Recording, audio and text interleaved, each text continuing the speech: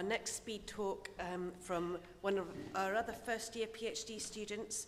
Ceit Langhorne did her first degree at the University of Aberdeen in Gaelic and Archaeology, and then a master's in Ancestral Studies at the University of Glasgow.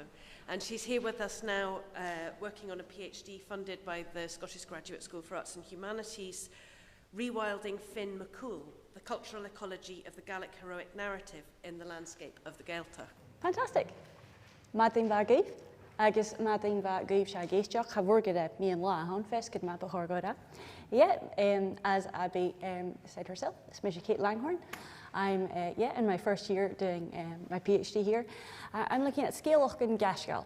Scéalach and Gaiscail. Could you have a Scéalach and Gaiscail? Well, it's what's commonly known as the Gaelic heroic narrative. These narratives that we share with Ireland and with the Isle of Man, kind of taking us back, several hundred years, and with which we get some really, really fascinating connections. Stories the likes of Diarmaid and Grania, Deirdre and Nisha, Cuchulainn, Fionn MacCool and his warrior, the Fianna, the Fingalians, the Fianna, the Fiantichen, the Féin, they've got lots of names. And I'll be looking at their antics as well, more generally, as well as their wars with the Lochlannach, with the Norsemen. Yeah, the Lochlannach are quite popular just now. I don't know if you caught The Last Kingdom. There's many a very bingeable Viking series out there just now that's, very bingeable. So yeah, I'm interested in where do these stories originate, how did they circulate, and what form did they take in people's local landscape? How did the local environment become, embody these stories that we call the pan-Gaelic narrative that we very much share across the Gaelic nations. So so I'll examine these narratives across the Gaeltacht, so not specifically to the Scottish Islands, but the Scottish Islands become particularly interesting when, the environment of those islands begin to take on the stories. And so in keeping with the conference's theme, Islands Past, I've chosen the following. La car battle na scoab, la blar can na scoab, battle na scoab lan and Tunichin, Battle of the Sheaves. And folks, I've just sort of scoped this out, and of course I don't have too much time to tell you about this. So I'll basically tell you the basis of the story as it was recounted by the tellers. And it's the story of the Fianna and Fionn MacCool and his warriors, and when they were out working on the harvest one day, they had to stop what they were doing and defend themselves against the marauding Lochlannach when they came on shore in Chiddig, on Tiree, on Collissa, in Colonsay, or on Islay.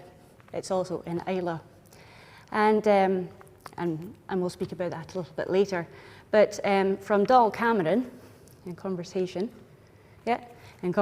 with John Gregerson Campbell in 1865, this is how he tells it. He says, the Fians were at harvest work one day in Kilmalloig and on Feed Lagin Hiddig, the true hollow of Tiree. It was oats they were harvesting. The day on which they went to reap, they left their weapons of war in the armoury, and in Keistin and Aram, and in Dún Chaulish. They saw the Norsemen coming ashore at Bista, and the Fians had neither spears nor any weapons of war. So they sent away Coilge, that's their fastest runner, and Coolgay Machra Ichgranein for the weapons. The Norsemen attacked them, but a sheaf of oats were driven to the waist of every Norseman that day. So that's how they killed them, with a sheaf of oats. It's quite a thought. And I've got a really terrible image here, but on the left you see Dún Chaulish. That's the photo I found for Dún Chaulish up at the north end of Tiree. And I don't know if you can see, I've sort of dropped a pin at the different sites where charting the events of the story. So at Rua Forst Beast at Bista, that's where the Lochlannach came on shore. Just below that, at Cornick Beg, just above Kilmalloig, that's Lagnan Cruachan, roughly where Lagnan Cruachan is. That's where the Lochlannach were buried after they were defeated. And over there at Ruaig, there's also a pin where Dún Chaulish is. And between Kilmalloig and Dúna Chuilish, that's where Coillte had to run. He had to run east to get the weapons in time for them to properly finish the Lochlannach off. So yeah, it's kind of a common theme throughout the versions I've looked at. Most of these versions I've found on Tobin and Dulcish, that the islanders or the Fianna. It's interesting, the Fianna are actually only mentioned in 3 of those. In some of them, it actually becomes a story about how the islanders more generally defended themselves against the Lochlannach, and all by using sheaves of rye or sheaves of oats. It would be a source of great pride, I think, actually, to be able to say that they could defeat such a mighty enemy in that way.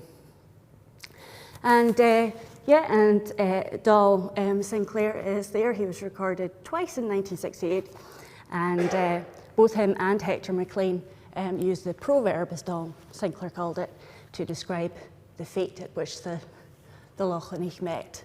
Sva scoab corke, dog go Chris, an an Chris Lochlannach in a lashan.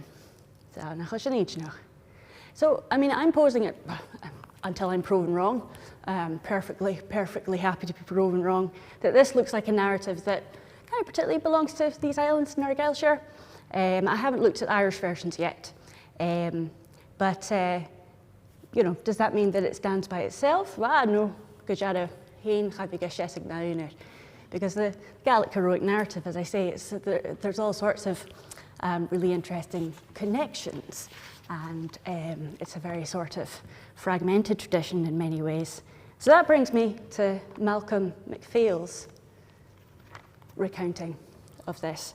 Now, in 1861, I believe, he was talking to John Francis Campbell, and he recounted for him first the story of Duan na Cearstich, the Lay of the Smithy. And in brief, it's the story of a race between a character, Durglass, and the fairy smith, and he was another Lochlannach, the fairy smith of Lochlann. This fairy smith has 1 leg, and he's got 7 arms. But interestingly, he doesn't use his 7 arms to, run. So essentially, his 7 arms are kind of waving about, and he's hopping along on 1 leg. But him and Durglass have a race, and they race towards the door of this fairy smith's smithy. Durglass beats him, and because he's successful in beating him there, himself and the Fianna get access to the smithy. They make their swords.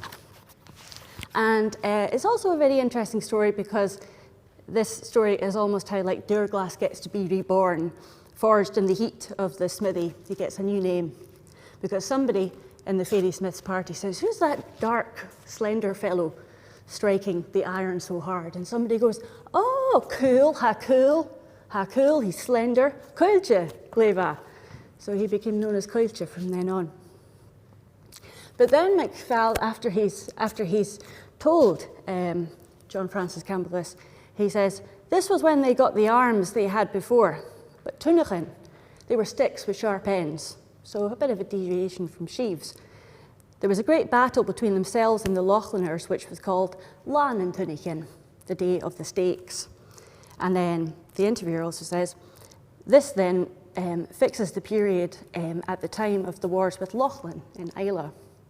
So there's quite an interesting connection here between the stories of Duan na Cearstich, the Lay of the Smithy, and La Battle na Scoab, the Battle of the Sheaves, in the character of the newly baptised Coillte. Let's scoot back to Tiree.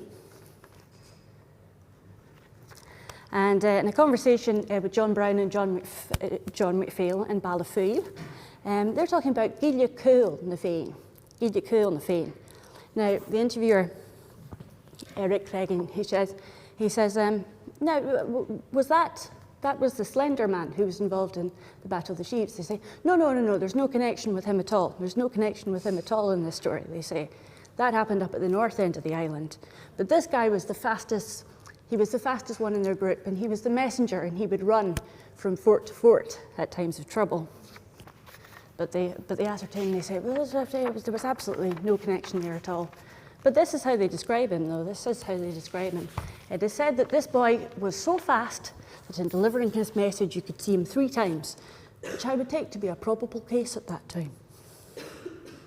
It's very similar to the way that Donald Cameron describes the slender, fastest messenger boy to John Gregerson Campbell in 1865.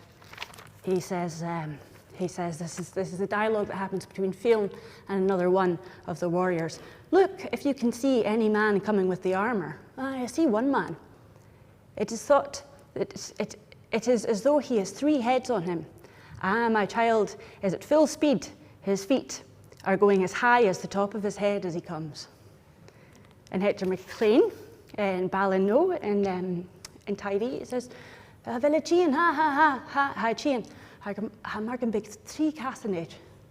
It's like he's got 3 feet. And then John Gregerson Campbell, he says, you see, the appearance of 3 was caused by the height at which he lifted his feet. That's how fast Coillte was running, that you could see him 3 times. I really like these stories for the sort of surreal imagery that's conjured with those kinds of statements. I'm not trying to find a definite chronology in the events and lives of these characters. As I say, it's a very, very rich, very, very fragmented, entangled tradition.